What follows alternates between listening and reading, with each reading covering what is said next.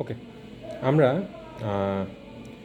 এবার যদি ডিসকমফোর্টের ব্যাপারটাকে কনক্লুড করি, কনক্লুশনে আসি। সো এটা থাকবে, এটাকে নিয়েই জীবন।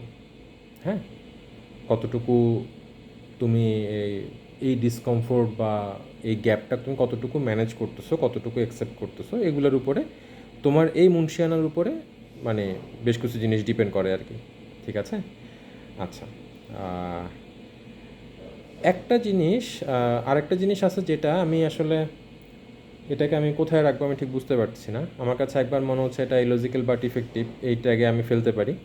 আবার মনে হচ্ছে এটাকে হাম্বলনেসে রাখা যায়। একটু করে বলে রাখি আর কি। হ্যাঁ, আচ্ছা, আমি লাইনটা কি লিখলাম আমি একটু তোমাকে এটা পড়ে শোনাই।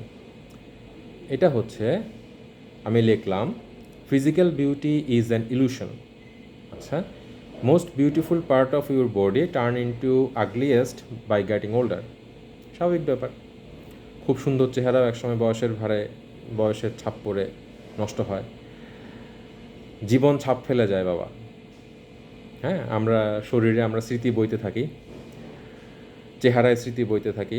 এই যে চশমা উঠে গেছে এখন চোখে, আর কি।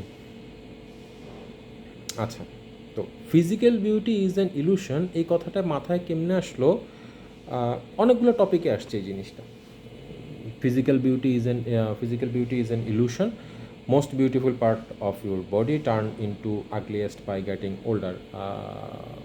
মাঝে মাঝে কিছু তোমার ধরো যে কিছু এরকম ছবি দেখা যায় না, যে কোনো একটা অ্যাক্টর কিংবা অ্যাক্ট্রেস তার যখন 35 বছর বয়স, সে তখন এরকম দেখতে, যা 60 বছর বা 70 বছর বয়সে এরকম দেখতে, বা 50 বছর বয়সে এসে এরকম দেখতে, আগে এরকম ছিল এখন এরকম। এই টাইপের ছবিগুলো যখন দেখি তখন একটা জিনিসই মানে মাথায় বা চিন্তাভাবনাতে আসে, সেটা হচ্ছে গেটিং ওল্ডার। এটা কোনো এটা হচ্ছে an offer you can't refuse টাইপের একটা ব্যাপার। বয়স হবেই বাবা। আচ্ছা, তো এই যে এটা এমন একটা জার্নি, তুমি এটা কন্ট্রোল করতে পারো না, এটার কন্ট্রোল তোমার হাতে নাই। ঠিক আছে? সো এটা মানে কেমনে বলবো তোমাদের, ফিজিক্যাল বিউটি নিয়ে শারীরিক সৌন্দর্য বা আমাদের যে একটা বাহ্যিক সৌন্দর্য আছে, এইটা টোটালি একটা বোগাস থিং। ভুল বললাম? কেমনে বোগাস থিং হয়? সৌন্দর্যের জয় জয়কার সব দিকে, তুমি আমি, আমরা সৌন্দর্যে মুগ্ধ হই, তাই না? ফিজিক্যাল বিউটি আমাদেরকে অ্যাট্রাক্ট করে। ট্রু, এটা মানে ফিজিক্যাল ব্যাপার, তো শরীরবৃত্তীয় ব্যাপার, শারীরিক ব্যাপার, শরীরের একটা চাহিদা, বা চোখের একটা মানে কি বলবো, তৃষ্ণা বলবো, কি বলবো, ভালো শব্দ খুঁজে পাচ্ছি না। আচ্ছা, বাট এই যে যে জিনিসটার পেছনে যে জিনিসটাতে মুগ্ধ হচ্ছি, এটা থাকবে না। মুগ্ধ হওয়াটা দোষের কিছু না। সৌন্দর্যে মুগ্ধ হচ্ছি, ওকে ফাইন, কিন্তু এই সৌন্দর্য চিরস্থায়ী থাকবে এমনটা ভাবাটা বোকামি। মুগ্ধ হচ্ছি, সৌন্দর্যে মুগ্ধ হইলাম, ফাইন, ওকে, অ্যাকসেপ্টেবল। কিন্তু আমি আমার পরবর্তী যে ডিসিশনগুলো নিচ্ছি, বা আমার এই সৌন্দর্যে মুগ্ধ হওয়ার পেছনে বাহ্যিক সৌন্দর্য যেটাকে আমরা বলছি, এই সৌন্দর্যে মুগ্ধ হওয়া বা এই সৌন্দর্য নিয়ে অহংকার করা, কথার কথা কেমনে বলি, you are a beautiful kid, cute আমার কাছে, মানে আমার কাছে মনে হয় যে আমার ছেলেটার থেকে সুন্দর বাচ্চার পৃথিবীতে নাই। বেস্ট। আমার বাচ্চাটা যখন হাসে, তুমি যখন হাসো, আমার কাছে মনে হয় যে বেস্ট স্মাইল, এটার চাইতে সুন্দর হাসি আর হয় না। হ্যাঁ, কি বলবো, শান্তি লাগে একটা কেমন জানি। এটা তুমি বুঝবা না এখন, যাই হোক। আচ্ছা, এখন ধরো তুমি যদি তোমার চিন্তা করো যে আমার আমার আমার হাসি সুন্দর, আমার বাপ বলছে আমার হাসি সুন্দর, আমার বাপ বলছে আমি বেস্ট, প্রিটি কিড, এরকম কোনো একটা ব্যাপার স্যাপার। এইটা নিয়ে তুমি যদি এখন মানে খুব কি করতে থাকো, ধরো যে তোমার কাছে যদি একটা অহংবোধ চলে আসে, তোমার তোমার এই ফিলিংসটা যদি তোমার ডিসিশন মেকিংকে প্রভাবিত করে, তাইলে সেটা ভুল হবে।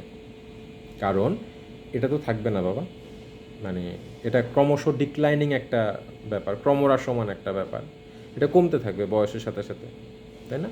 বয়স তার ছোপ ফেলে যাবেই, এতে কোনো ভুল নাই, এতে কোনো সন্দেহ নাই, it's a process, it's a natural thing. তাইলে পরে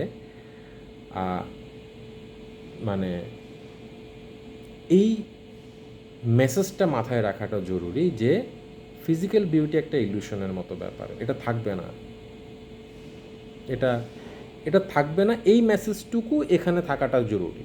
মানে এটা থাকবে না আমি জানি, ওকে ফাইন, আমি সৌন্দর্যে মুগ্ধ হব, আমি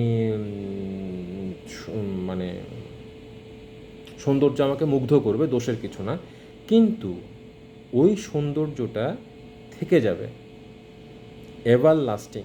এভার লাস্টিং বলে কিছু হয় না বাবা, এটা বোগাস কথাবার্তা, এটা ডিক্লাইন হয়। কত উদাহরণই তো আছে, তাই না? কত উদাহরণ আছে, মানে আমরা যদি